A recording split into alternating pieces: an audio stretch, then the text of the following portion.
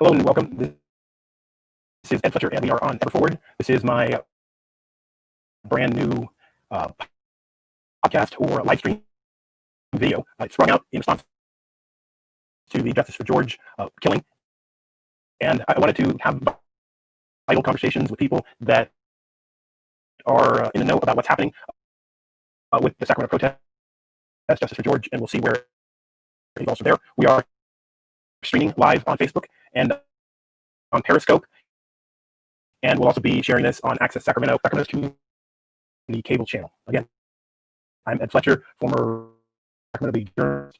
I'm practicing journalism and sharing a lot about the Justice for George protests here in Sacramento. My guest today is Tanya Faison, one of the organizers of Lives Matter Sacramento. So without any further ado, I'm going to bring her onto this stream here. Thank you very much for being here, Tanya Faison. Hi, thank you for having me. Can you hear us? Yes.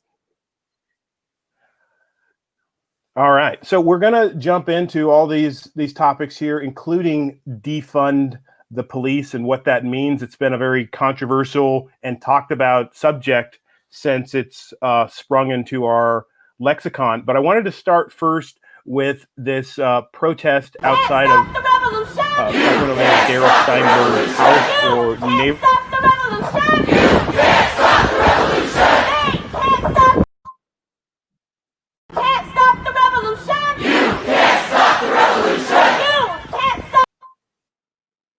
Let's try that one more time.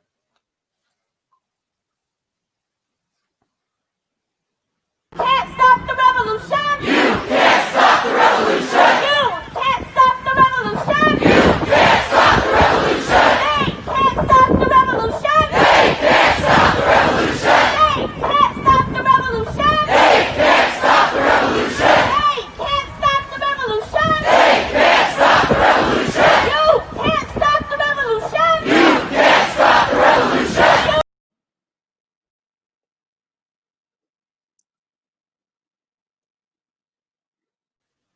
All right. I hope that wasn't choppy for you. It was choppy for me. And if it was, I apologize. But as you can see there were, I would guess, at least 2,000 people there for this die-in at the mayor's home. You seem to have them in tight control. People were quiet when you wanted to be quiet. They lied down. They did the thing. Tell me about that experience and what were your expectations going into it? I didn't know what to expect. I rarely ever know what to expect when it comes to an action. But I did think that it was really beautiful that the people showed up and that folks acted peacefully and that it seemed like we were all on the same page as why we wanted to be there, that we wanted to be heard, that we wanted to let the mayor know that we're not accepting this anymore. And I think that message was made very clear. I think it was a really good protest. Now, there was some scuttlebutt after that. Please tell me about what the scuttlebutt was there. What was the issue?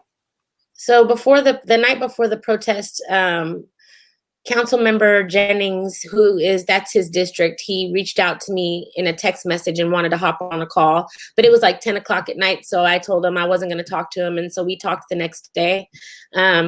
He was kind of fishing for, information. I think he thought that we were going to do more or something different than what was described on the event. So he was trying to figure out, get some information out of me. And I told him we're doing exactly what's on the event. He fished a little bit more. And then we had a conversation about, what we want them to do as our leaders in regards to law enforcement and what's been happening all over the country as well as in our own city. And at the end of the conversation, he asked if he could come out. And I told him, yeah, you can come, but just be in the background. Don't walk around shaking hands, no photo ops, no media, just blend in and be supportive. And then he said, can the mayor come? And I said, absolutely not. And so I guess he brought that information back to the mayor. And that day while we were protesting, the mayor was being interviewed by Sac B. And he told the B reporter that she asked him why he wasn't out there. And he said, he didn't want to go out there because he didn't want the media attention. He didn't want to be centered. So basically he used the language that I used with Jennings in regards to Jennings' presence there, and said that that's why he didn't come out, but he was not invited out. He was not welcomed out. So I thought that was kind of, that was just kind of, it's more of the same. You know, it's like you're sitting in your home, you've got 2,000 people outside, and you are still not being honest with the people. You're still trying to have this facade as if you care and that you're being considerate, and that wasn't the case. So yeah, it was disappointing to see that. Okay. I want to move on to a topic that sort of captured the media's attention, the phrase defund the police. And we've actually seen movement on that. San Francisco has talked about demilitarizing its police force. Minneapolis voted to defund its police force. And then we have a kind of a real example in Camden, New Jersey, where they defunded their police force and had people reapply for jobs with new criteria and standards, and not the union there anymore. What does defund the police mean to you, and why is it necessary? So I've seen different people define it in different ways, and I think it has to do with whatever their end goal is. And we're an abolitionist organization, so we believe in abolition. That's the end goal for us. We're also realistic, so we know that that's not going to happen overnight, and reforms have to take place for that to happen. And the reforms always need to lean into community. So I look at the defunding as a reform that leans into abolition. It brings us a step closer to abolition so that we can lean into the community and have community, you know, taking on the role of any type of restorative justice that needs to happen, any type of de-escalation or any policing. Now, the mayor did say that he may be for moving some mental health intervention away from the police, but he didn't want to use the phrase defund the police. Is that a start, or is that not far enough? It's not far enough. This is the moment, and this is a time when he needs to take big steps and make big changes that actually are changes and not just, you know, symbolisms and pacifications. He needs to actually take steps to do the right thing so that we can stop, because SAC PD hasn't killed someone in over a year now, which is good. And we're going to take credit for that because we brought them a lot of heat in 2018.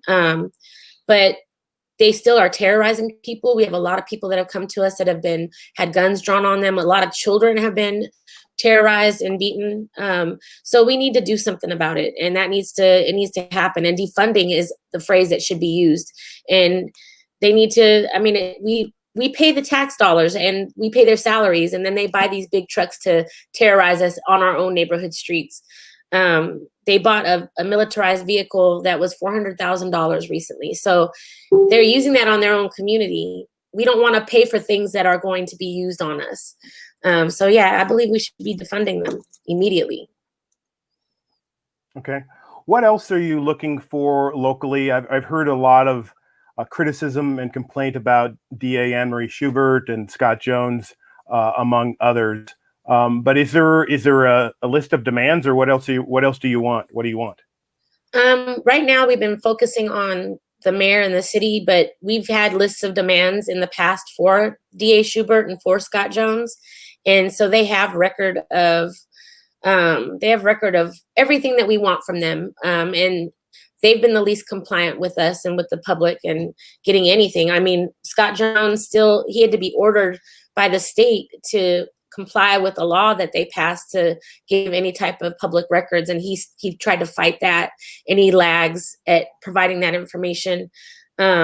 They still don't wear body cameras, and then the relationship that Schubert has with Scott Jones and the sheriff department, that's a conflict. That's a conflict because she's the person that's supposed to be holding them accountable, and she's never done that, and she's built a relationship with them, so she's beholden to them, just like our city manager is with our police department.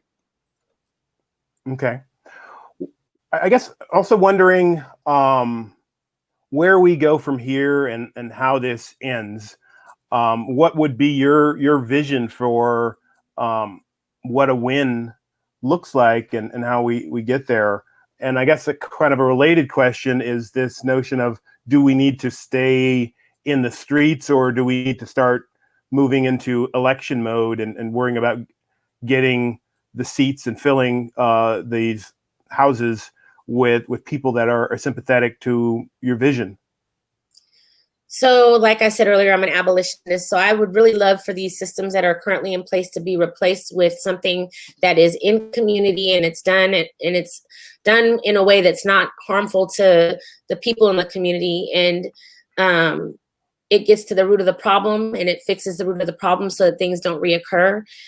That's the vision that I have. As far as voting versus, activism, I think it's really, I believe in the kitchen sink theory. I think that we need to be doing everything in our power to do, all at the same time. There should be no either or. People should be voting, but there should be activism. And activism looks a lot of different ways for different people. So all of the ways that it looks like they need to be happening, and it needs to be happening at the same time. Not one thing in history has ever fixed this problem. So we know that one thing is not going to fix it. It's going to take everybody doing everything all at the same time until the system can't take it anymore. Okay. Let me show another clip here, and then I wanted to talk about what I guess people mean by performative versus substantive change.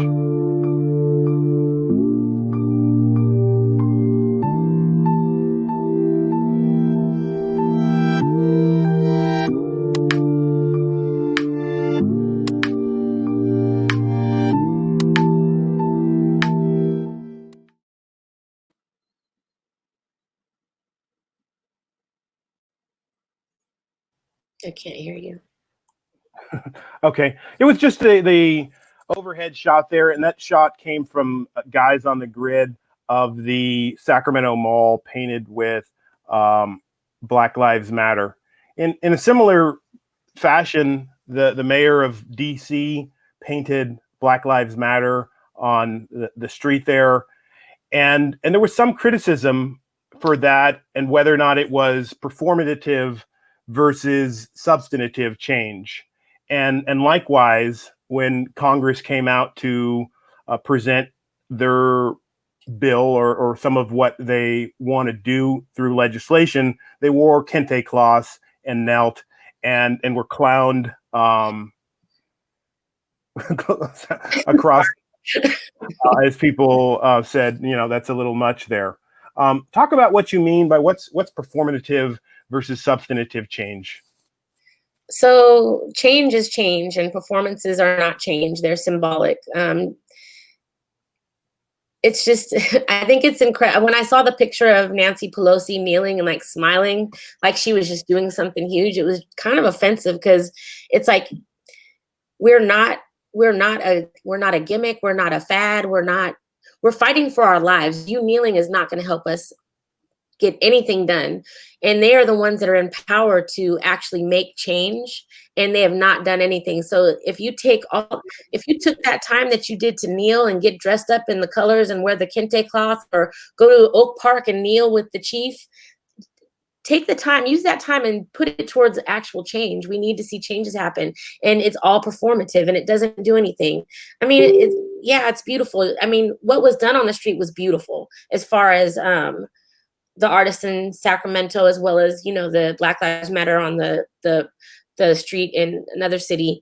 It's beautiful, but when it's done by an artist, that's different, because that's activism. But when it's done by an elected official, then that's a waste of time.